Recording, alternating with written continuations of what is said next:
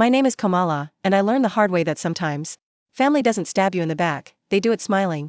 While the cameras are rolling, the ballroom at the Greenridge estate looked like a scene out of a royal fairy tale: crystal chandeliers, a floral archway dripping with white orchids, and $1,000 photographer capturing every breath my sister, Lydia, took. She was the golden girl, perfect blonde curls, perfect fiancée, perfect smile, and I was the sister people forgot existed until someone needed to compare. I stood in the corner, clutching my tiny clutch bag like it could shield me from the wave of polished laughter and perfume. Komala, you're sitting at table 14, Lydia's voice chimed behind me, dripping in saccharine sweetness. I turned, and she was beaming, that same practiced, camera-ready grin she'd worn since childhood. But the sparkle in her eyes wasn't joy. It was malice, soft and sweet. The kind that hurts more because it's hidden. Table 14. I followed the neatly printed name cards: bridesmaids, family, friends of the groom, and then found mine. At the far corner of the hall, right next to the catering door. The tablecloth was wrinkled, the candle unlit. My only companions? A sulking teenager scrolling his phone and an elderly aunt asleep in her chair, the reject table. My stomach dropped. Every guest in the room shimmered in gold, laughing, drinking champagne, while I sat alone in shadow, humiliated in front of 200 people, including Lydia's smug college friends, who used to call me the quiet sister. I could feel the heat rising up my neck, my hands trembling around the stem of my untouched wine glass. That's when I saw him. He was standing near the bar, tall, dark-haired, sharp suit that looked tailored, and a calm confidence that didn't belong to the circus. His eyes caught mine like a spotlight. He frowned slightly, like he'd just noticed something wrong, and then, without hesitation, he started walking toward me. The room buzzed, whispers flitting through the air. I stiffened, confused. He reached my table, leaned down just slightly, and said, in a low voice that only I could hear, "Act like you're with me." Sometimes, the sweetest revenge isn't about getting even, it's about rising higher than the ones who tried to break you. Komala didn't just survive the humiliation.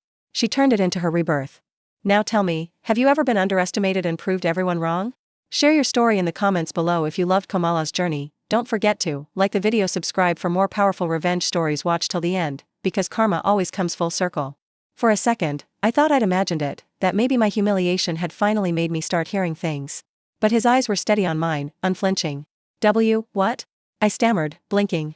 He smiled, the kind of slow, self-assured smile that makes people lean in without realizing. Just play along, he said softly. I'm William. You're with me tonight. Before I could answer, he pulled out the empty chair beside me and sat down like it had always been his place. Then, casually, he reached for my hand. It was warm, confident, real. I looked around, heads were turning. Lydia, across the ballroom, froze mid-laugh. Her eyes landed on us, and I saw it, the flicker of shock that twisted her perfect smile. Who's that? One of her bridesmaids whispered loudly enough for half the room to hear. William raised his glass toward Lydia with the calmest smirk I'd ever seen. To the happy couple, he said under his breath, voice smooth like honey laced with poison. Lydia hesitated, then forced a brittle laugh and raised her own. But I saw her knuckles whiten around the stem. I leaned closer, whispering, "What are you doing?" He didn't even look at me. "Balancing the universe," he said. Someone needed to. The absurdity of it, me, the rejected sister suddenly with this magnetic stranger, made my heart race.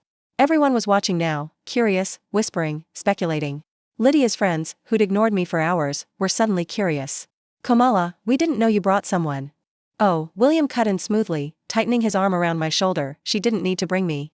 I've been here, just waiting for the right time to show up." The collective gasp from our table was audible. I wanted to melt into the carpet, and yet, for the first time that evening, I wasn't invisible. Lydia was furious. I could tell from the way her lips twitched as she kept up her act. She whispered something to her maid of honor, who instantly pulled out her phone, probably searching for any trace of who this William was. But the thing was, William wasn't bluffing.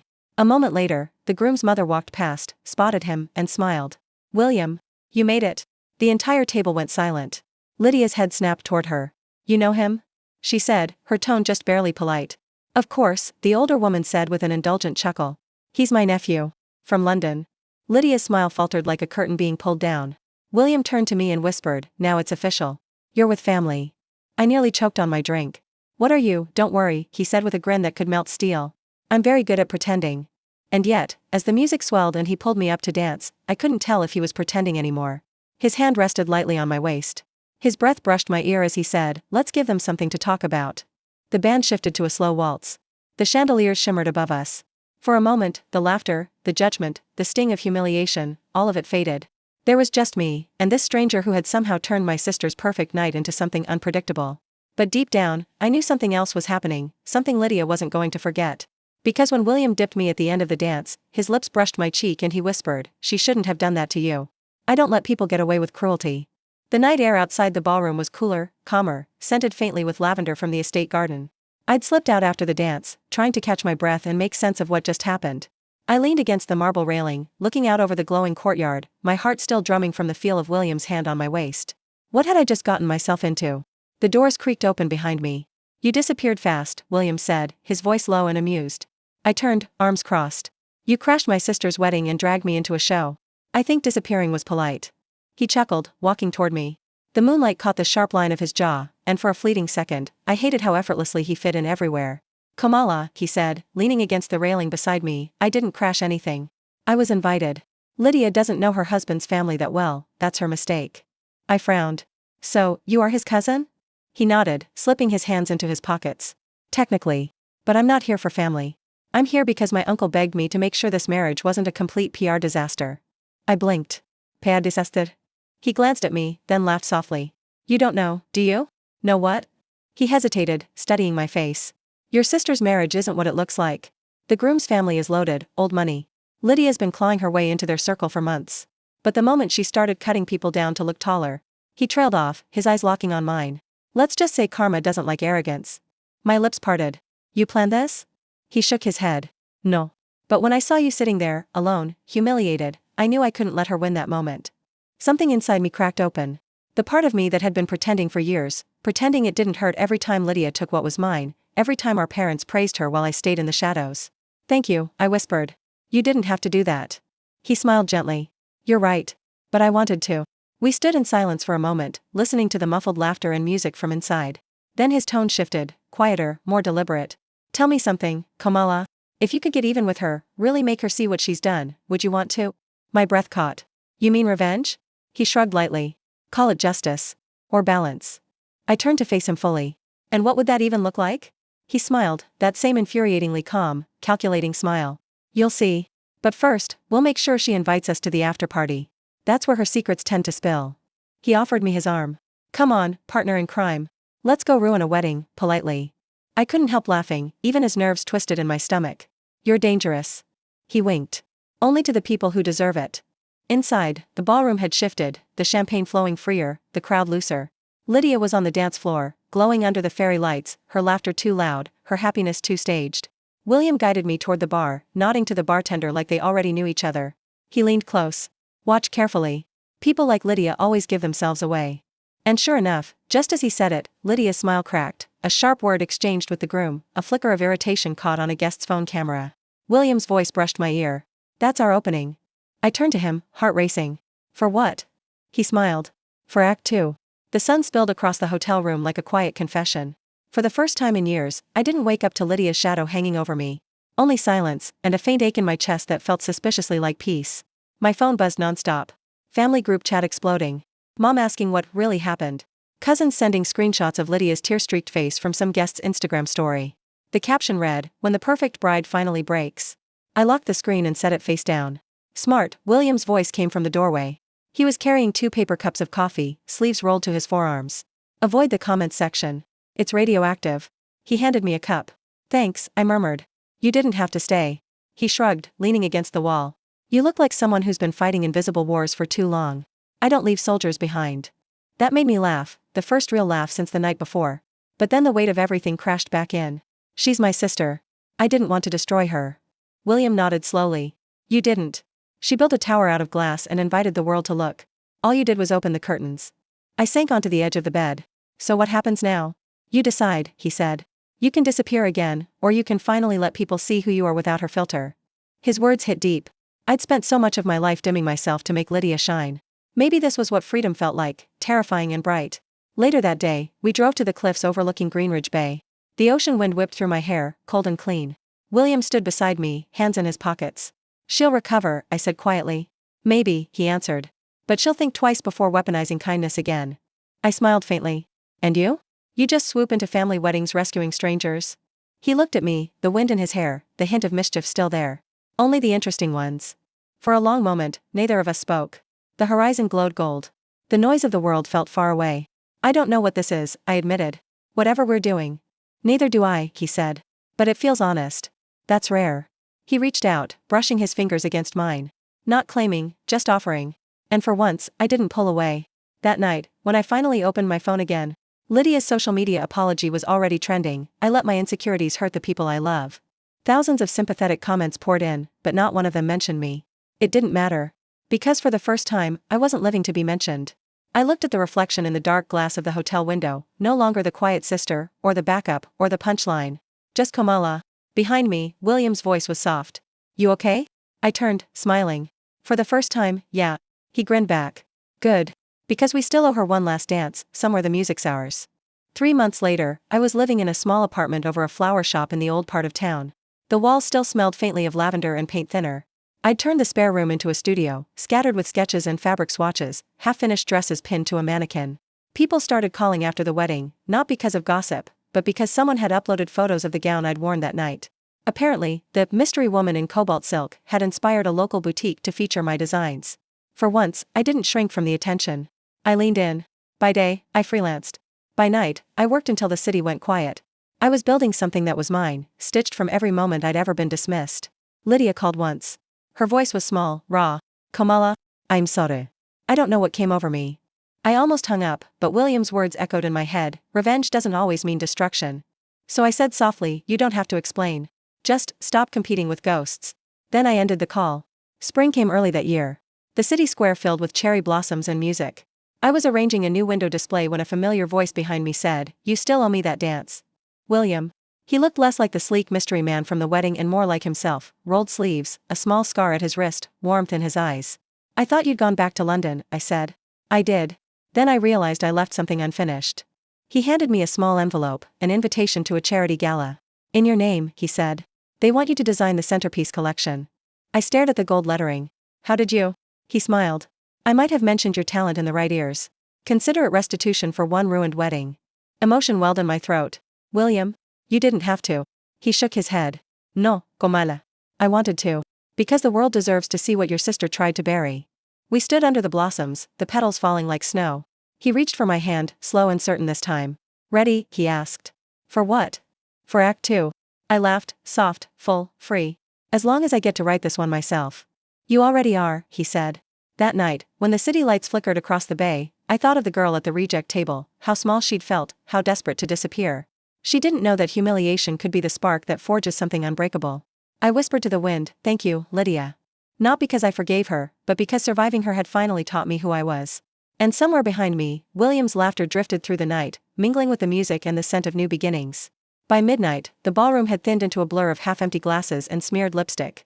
The official celebration was over, now came the exclusive after-party in the estate's glass conservatory. Lydia had made a big show about only her closest friends being invited. So when William and I walked in hand, every head turned. Lydia's face froze for exactly 2 seconds before she plastered on her hostess smile. William. Komala. I didn't realize you'd be joining us.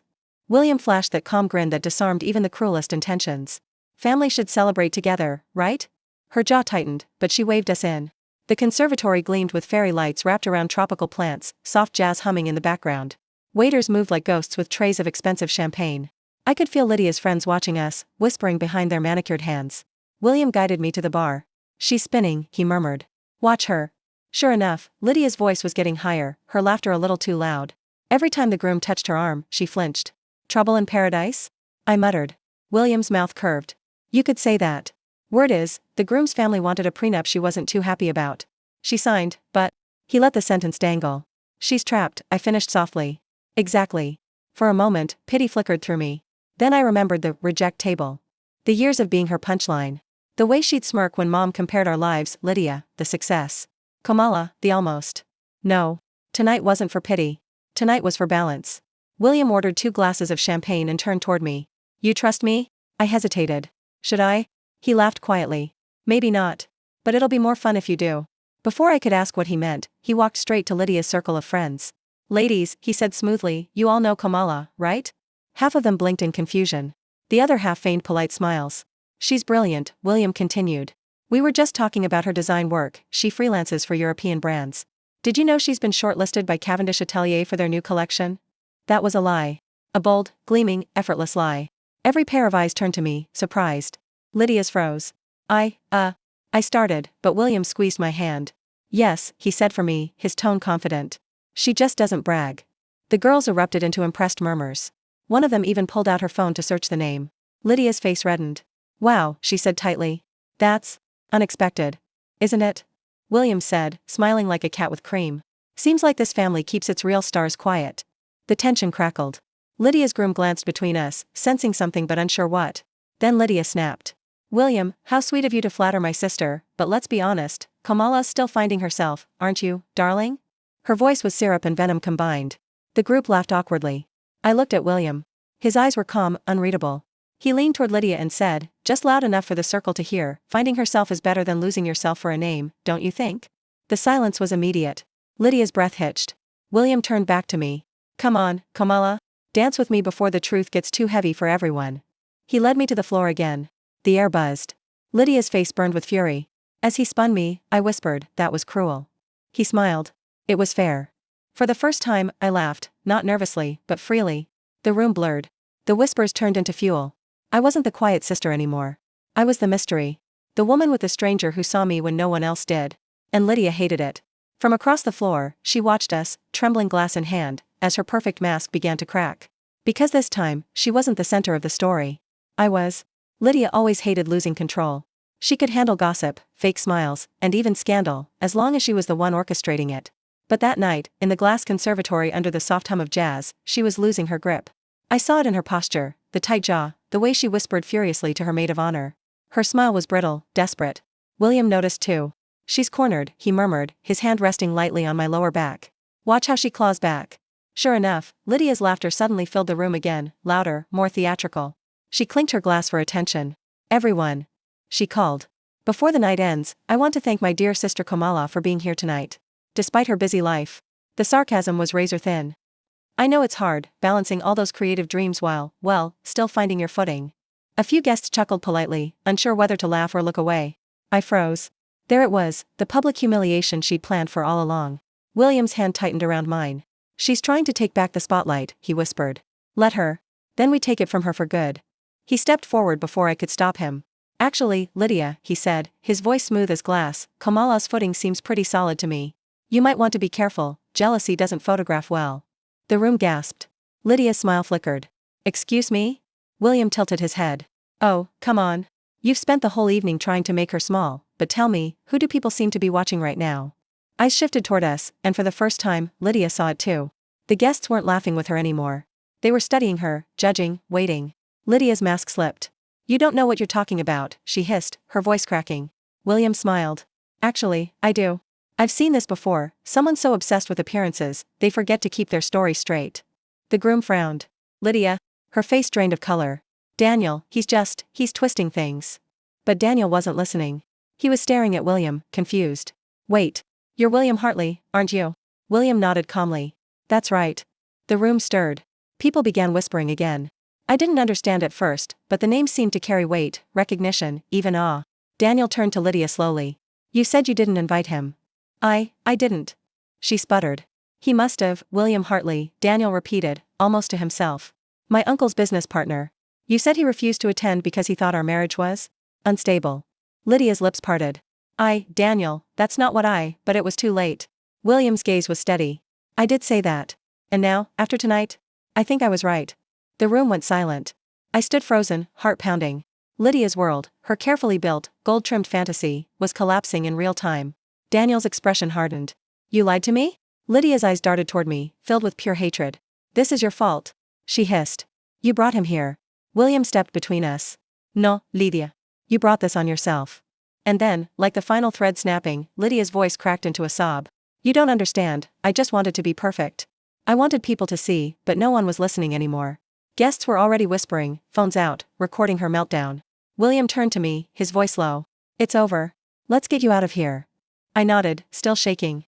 Did we just win? He smiled faintly. No. That was justice. The win comes next. He led me through the glass doors into the cold night. Behind us, Lydia's perfect wedding played out like a slow-motion car crash. I exhaled a breath I hadn't realized I was holding. I didn't mean for it to go that far. William looked at me. Revenge doesn't always mean destruction, Komala. Sometimes it just means truth finally has a microphone.